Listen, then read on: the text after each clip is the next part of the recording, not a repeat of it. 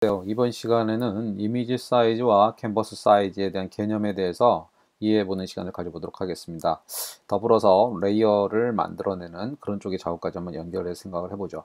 일단은 파일 하나를 이렇게 열어서 그 파일의 크기를 키우거나 혹은 이렇게 작게 만드는 행위, 이렇게 작게 만드는 것이 필요하겠죠.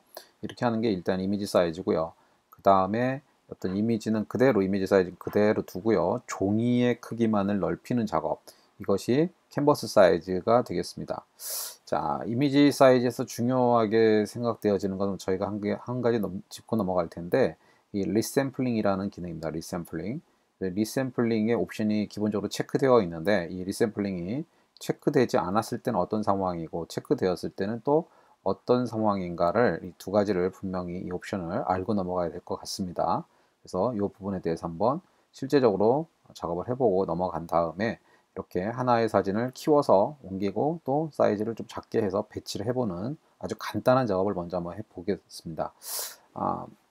더불어서 해상도가 무엇인가에 대한 것도 한번 잠시 같이 다루도록 하겠습니다.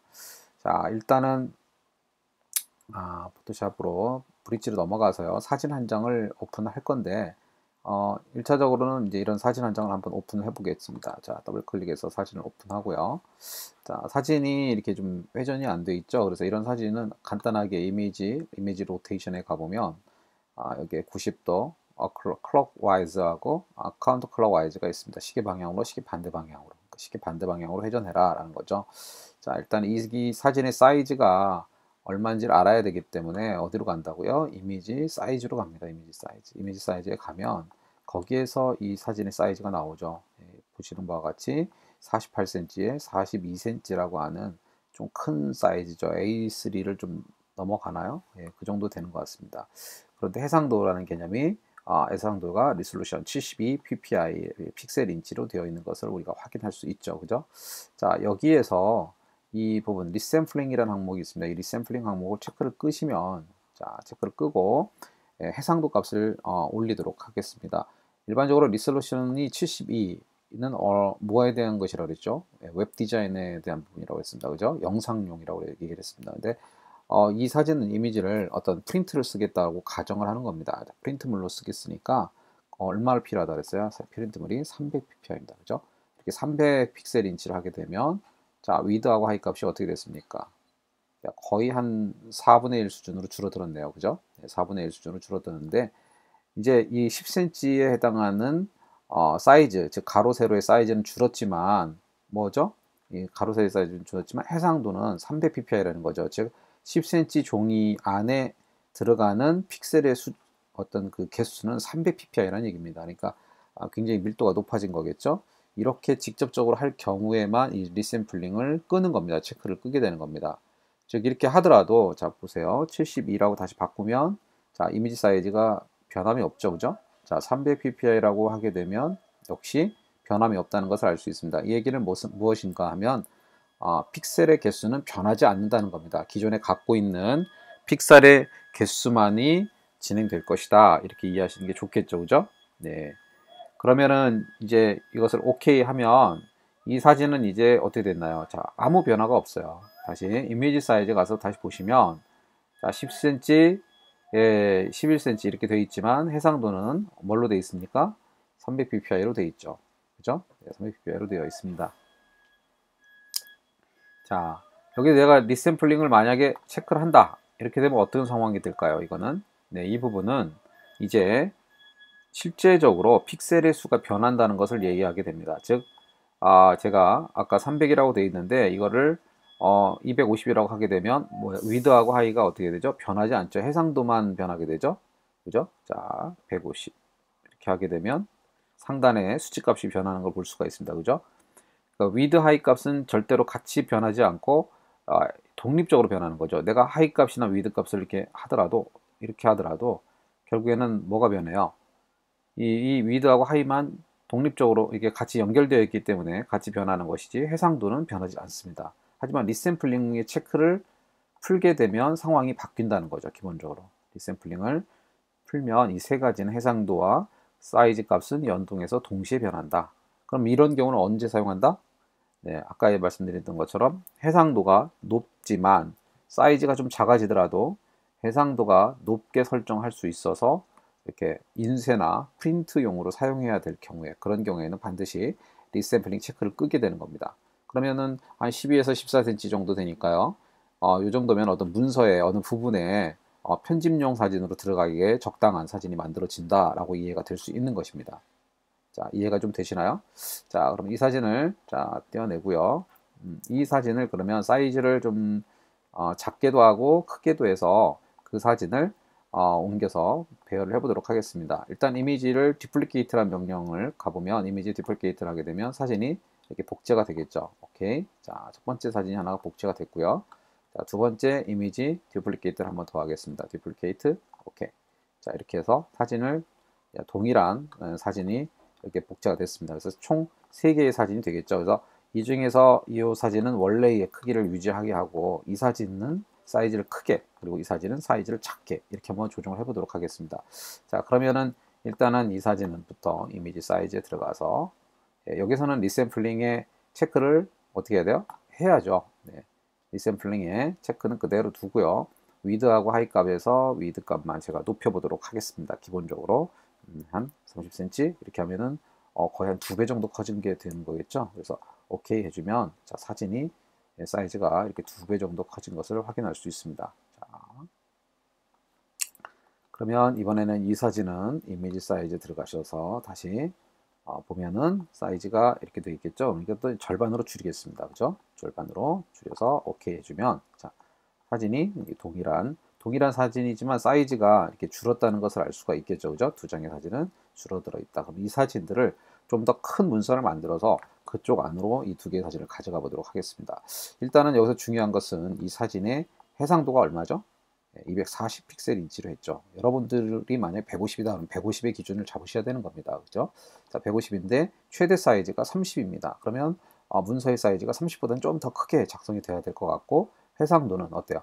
같거나 아니면 좀 더 큰 해상도를 가져야지 가능하다라는 생각이 들겠죠. 그죠? 여기서는 일단은 240으로 잡아놨기 때문에 자, 파일에 new 문서를 하나 만들겠습니다. 자, new 문서를 먼저 만들고요. 자, 여기에서 일단은 센티미터스로 바꿔 놓은 다음에 문서의 사이즈는 동일하게 30으로 맞춰 보겠습니다. 30에 위에서 아래가 좀 더 길으면 좋겠죠. 그죠? 그러니까 하이 값이니까 30에 40 정도 할까요? 네, 이렇게 잡아놓고 해상도를 300으로 잡겠습니다. 그러면은 240보다 해상도가 더 크기 때문에 동일한 30cm가 들어오더라도 더 작게 들어올 수밖에 없습니다. 자, 크레이트 만들겠죠. 자, 이렇게 문서를 하나 만들고요. 자, 이 문서 안으로 이 사진을 어떻게 한다? 드래그해서 집어넣는다. 이때 Shift 누르고 드래그 하게 되면 어떻게 된다? 정중앙으로 들어오게 됩니다. 자, 작은 사진도 Shift 드래그. 자, 이렇게 하면 자, 어떻게 됐죠?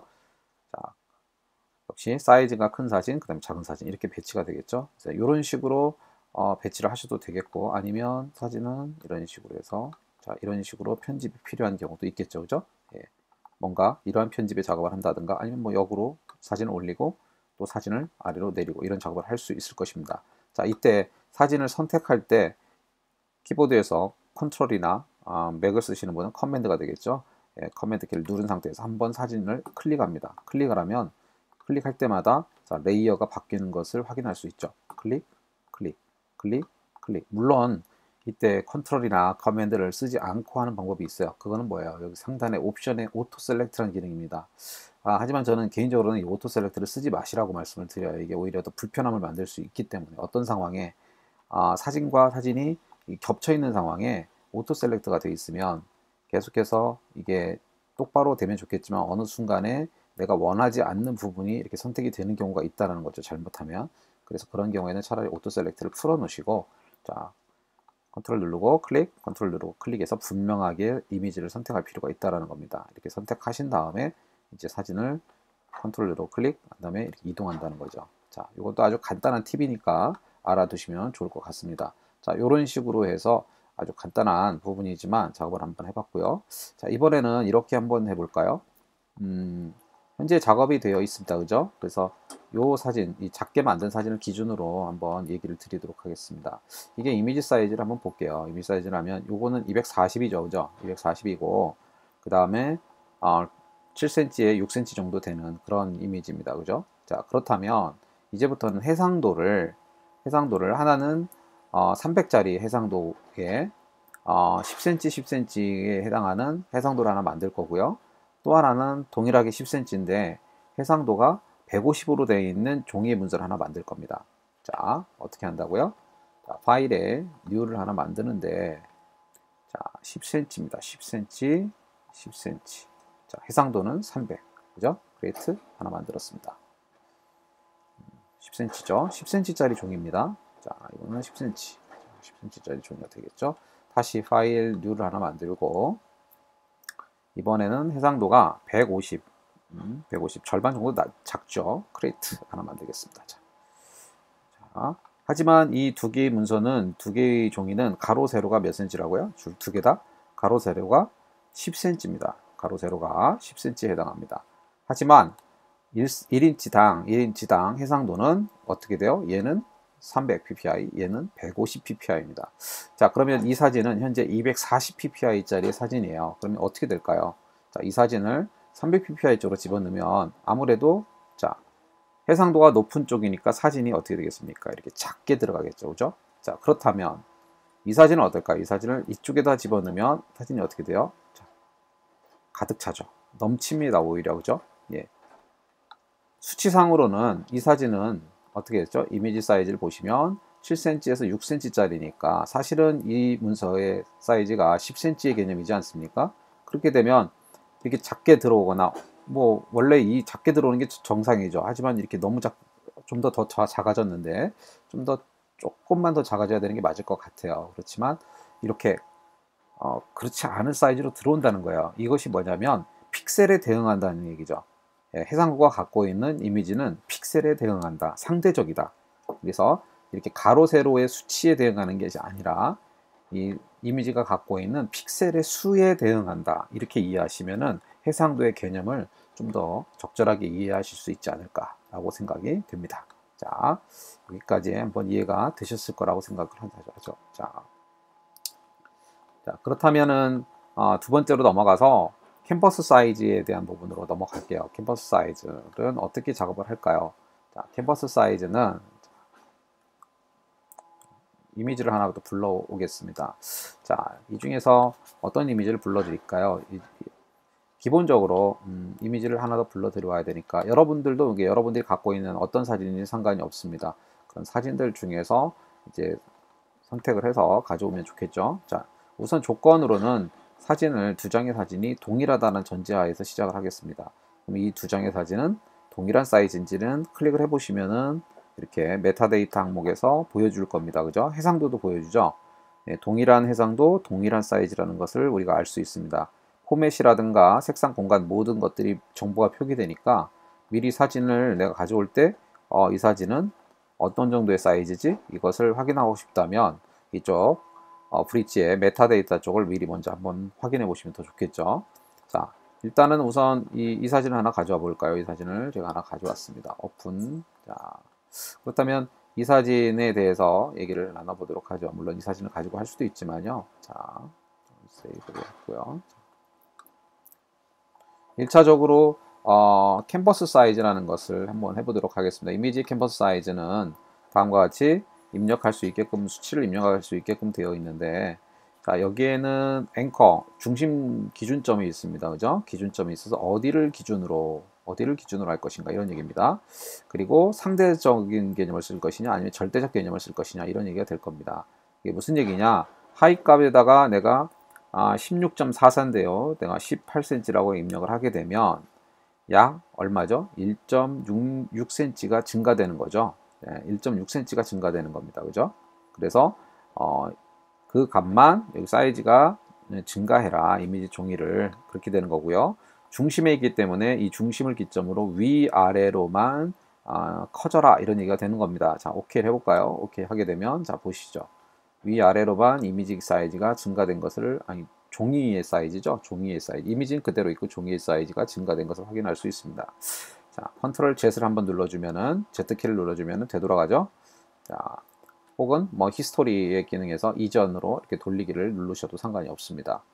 히스토리보다는 사실은 컨트롤 Z를 눌러서 한 단계 앞으로 돌아가는 과정만 쓰시기를 좀 권해드려요. 너무 히스토리를 믿고 작업을 하게 되면 중간에 프로그램에 문제가 있다든가 에러가 생길 때 본인이 작업한 과정들에 대해서 어떻게 할까요? 보존하기가 좀 어렵다고 볼 수 있겠죠. 자, 일단은 이미지 캔버스 사이즈로 다시 돌아가서요. 자, 이번에는 여기 절대적 기준을 한번 선택하고요. 여기에다가 키우고자 하는 값을 넣는 겁니다. 이렇게 2cm, 2cm. 그러면은 24.69 플러스 2, 16.44 플러스 2 이렇게 된다는 거죠. 그 정도의 사이즈의 수치로 늘리겠다라고 되는 겁니다. 그럼 정중앙을 기점으로 상하 좌우로 퍼져나가겠다라고 하는 거죠. 자, 이렇게 되는 겁니다. 이렇게 되면 테두리가 발생을 하겠죠. 그죠? 자, 이번에는 아래쪽과 폴라로이드 방식의 사진을 만들어 볼까요? 자, 이미지 캔버스 사이즈에 가셔가지고 위 상단을 기준으로 해서 자, 어떻게 해요? 상단을 기준으로 해서 아래쪽으로 커져라, 아래쪽으로. 그러니까 하위 값만 건드려야 되겠죠, 그죠? 하위 값만 약 3cm 정도, 네, 3cm 정도 아래로 커져라. 아니, 혹은 4cm, 예, 4cm 정도 커져라. 이렇게 해서 OK를 주게 되면 다음과 같이 어떻게 되니까 하단 쪽으로만 종이의 공간이 늘어났겠죠. 그럼 다시 한 번 더 이미지 캔버스 사이즈로 들어가서요. 1cm, 여기다가 1cm, 1cm. 그렇게 되면 좌우 여백이 0.5cm씩 증가되겠죠.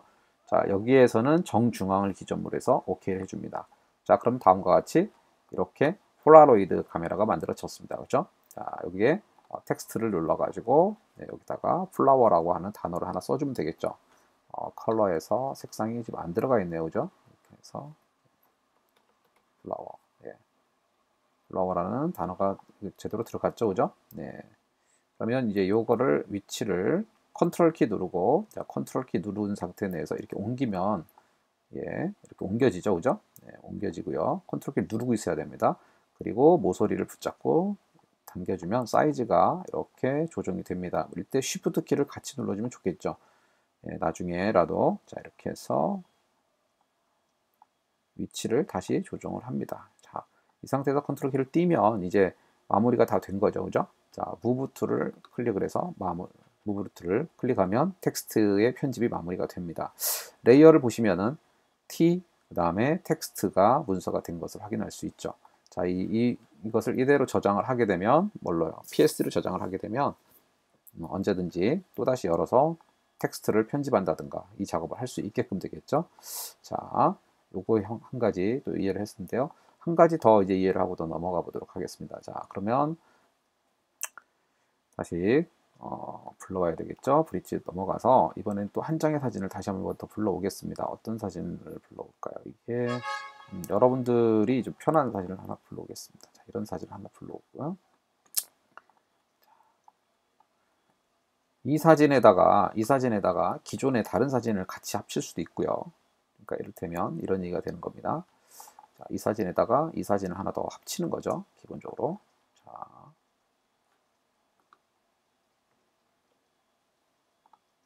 됐습니다. 혹은 독립적으로 하는 행위 이렇게 두 가지를 한번 해보도록 하겠습니다. 현재 이 첫 번째 사진에 대해서 어떻게 한다고요? 옆으로 늘려 놓을 겁니다. 옆쪽으로 늘려서 여기에다가 이제 펜이라는 공간을 하나 만들어 줄 거예요. 그래서 어떻게 해요? 이거 같은 경우에는 우선은 이미지 캔버스 사이즈 가가지고 어디를 기준으로 하죠? 여기를 기준으로 하는 거죠. 그죠? 그리고 위드에다가 24.69라는 단어를 쓰는 겁니다. 24.69 이렇게 단어를 수치를 그대로 넣어주는 거죠. 자, 그래서 OK 해주면 자, 다음과 같이 자, 옆에 공간이 어떻게 되겠어요? 펼쳐졌죠? 역시 테두리를 좀 더 주고 싶다? 그럼 한 번 더 캔버스 사이즈를 주면 되겠죠? 그죠? 아까처럼 동일하게 캔버스 사이즈 중심부를 기점으로 해서 야 1cm, 1cm씩 이렇게 해서 OK 해주게 되면 역시 이렇게 여백이 생겨 있는 아주 단순한 작업을 빠르게 할 수 있겠죠?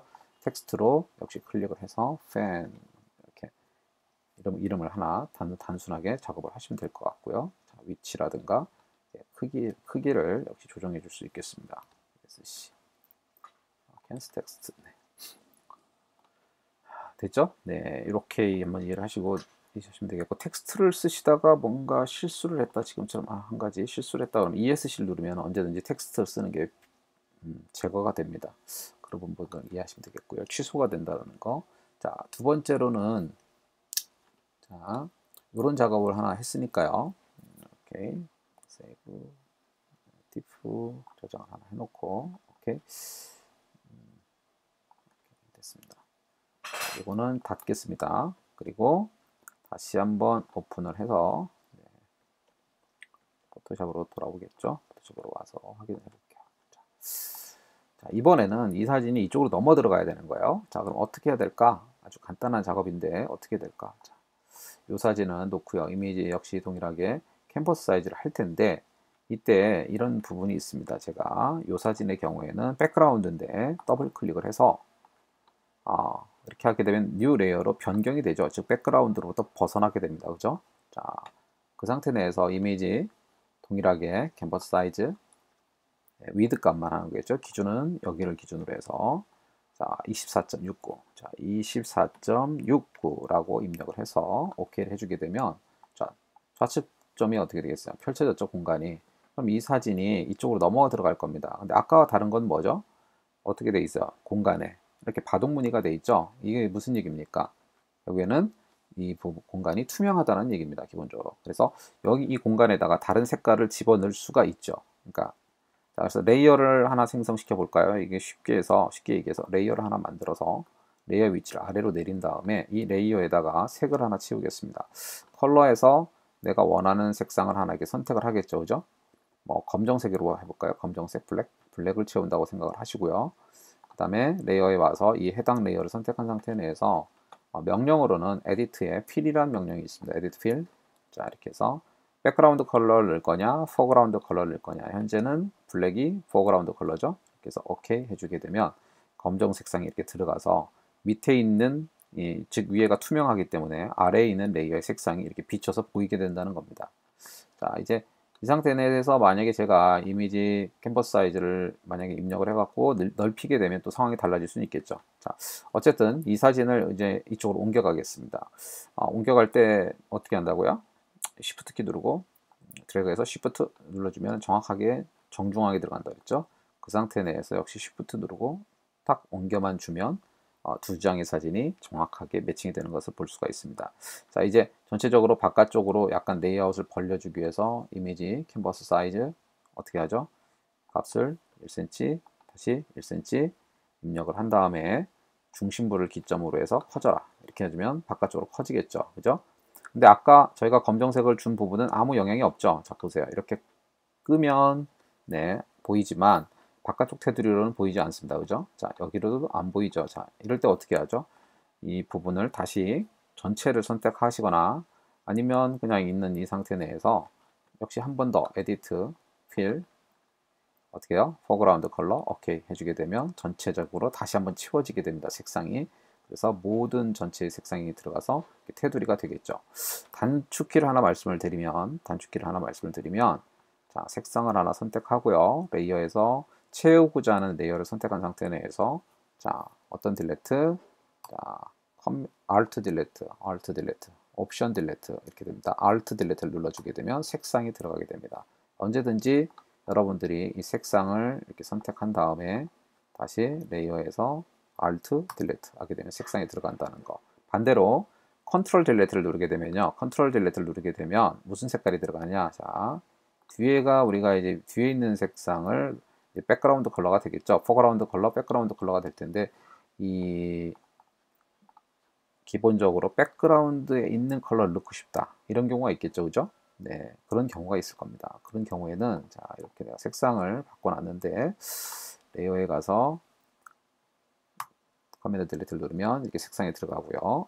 Alt 딜레트를 누르면 이렇게 색상이 들어갑니다. 그래서 Alt 딜레트, 컨트롤 딜레트 이렇게 두 가지를 한번 알아두시면 좋겠습니다. 자, 이상으로 캔버스 사이즈까지 어떻게 활용할 것인가를 간단하게 우선 다뤄봤습니다.